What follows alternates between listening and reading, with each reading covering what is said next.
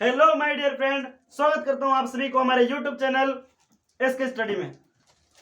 आज हम आप लोग को क्लास 10 के वेरी वेरी इंपॉर्टेंट क्वेश्चन बताने वाले हैं, तो लगे रहिए हमारे साथ। कॉपी कलम निकाल लीजिए और शुरू कीजिए। पहला हमारा प्रश्न है, गोलीय दर्पण क्या है? आप में से बहुत सारे बच्चे इस प्रश्न का उत्तर जानते होंगे, कहते होंगे कि सर क्या छोटा मोटा बात बता रहे हैं। तो छोटे से बाबू बड़ा होता है। वैसा दर्पण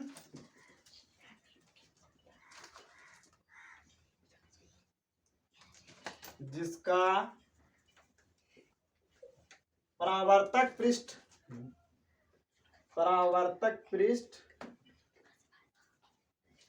गोल हो उसे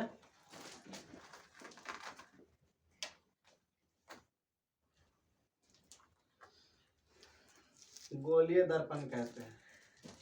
वैसा दर्पण जिसका परावर्तक पृष्ठ गोल हो उसे गोलीय दर्पण कहते हैं। जैसा कि आप सभी जानते हैं, अब हमारे प्रश्न में सब्जेक्टिव और ऑब्जेक्टिव दोनों क्वेश्चन आता है, तो इसको उलट कर पूछ सकता है कि उस दर्पण का नाम बताइए जिसका परावर्तक पृष्ठ गोल हो। तब आप क्या कहिएगा?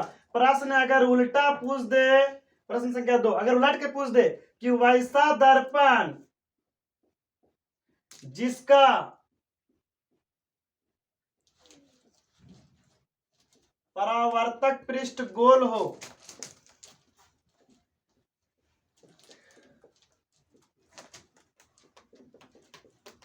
उसे क्या कहते हैं? यह तो निश्चित है कि प्रकाश चैप्टर से ऑब्जेक्टिव क्वेश्चन आएगा ही, और क्या पता यही आ जाए आपके प्रश्न में, तब तो आप इसको गर्दा उड़ा देंगे। वैसा दर्पण जिसका परावर्तक पृष्ठ गोल हो उसे क्या कहते हैं? गोलीय दर्पण कहते हैं। गोलीय दर्पण एकदम दिमाग में खोपड़िया में घुसा लीजिए। रुकने रे। चलिए। प्रश्न संख्या 3, गोलीय दर्पण कितने प्रकार के होते हैं? बोलेगा सर यूं से प्रश्न आता है? बिल्कुल आता है। ये प्रश्न पूछ देगा गोलीय दर्पण कितने प्रकार का होता है, सीधे याद रखे 2 प्रकार का होता है। अगर वहां पर संख्या दिया हुआ रहे 1 2 3 ऐसे दिया हुआ रहे ऑप्शन में 1 3 4 या 2, अगर इसी टाइप का रहबे करेगा वहां पर एग्जाम में, तो अगर इस तरह रहेगा तो आंख मूंद कैसे मार देना है, समझे? मतलब देख के मारिएगा, आंख मूंद कैसे बोल दिए हैं। अगर आपको उत्तर लिखना पड़े तब क्या लिखेगा? गोलीय दर्पण कितने प्रकार के होते हैं? 2 प्रकार के। गोलीय दर्पण 2 प्रकार के होते हैं। इसमें एकदम डेफिनेट है, निश्चित है। गोलीय दर्पण 2 प्रकार के होते हैं।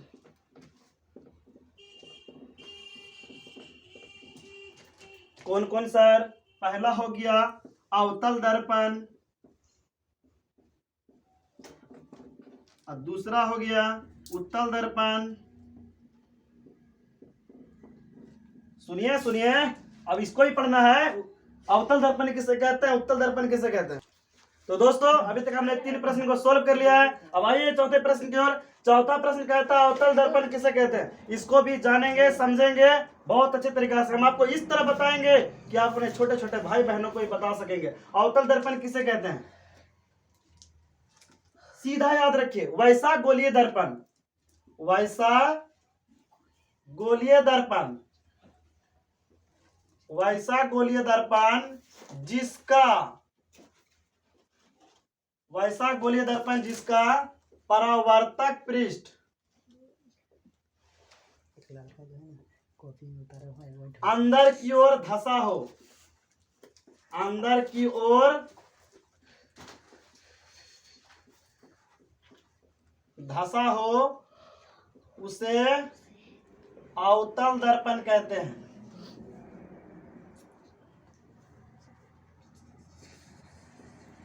बोलिए एक बार हमारे साथ साथ, वैसा गोलीय दर्पण जिसका परावर्तक पृष्ठ अंदर की ओर धंसा हो उसे अवतल दर्पण कहते हैं। आइए चित्र में समझ लेते हैं।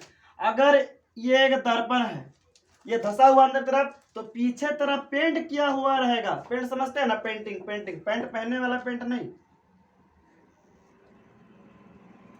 इसको बोलते हैं अवतल दर्पण। ऊपर में रखते हैं एम, इसका नाम एन। अभी बताएंगे क्यों रखते हैं नाम, अभी तत्काल मान लीजिए एम और एन।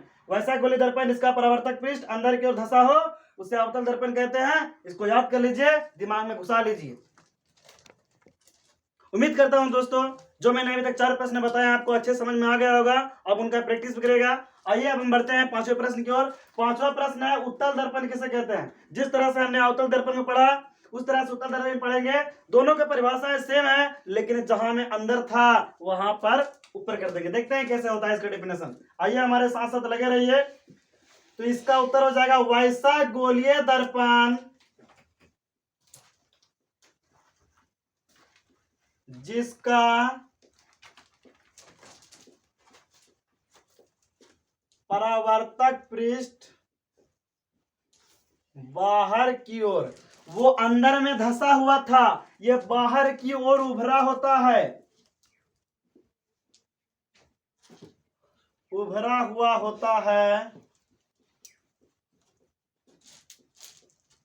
उसे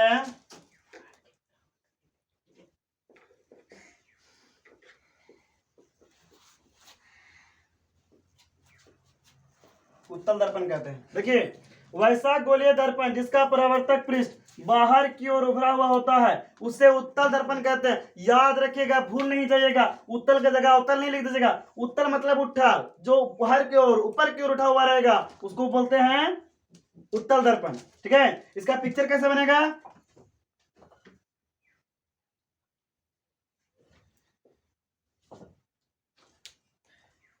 इसका नाम एम, इसका नाम एन। पहले वाला में क्या किए थे,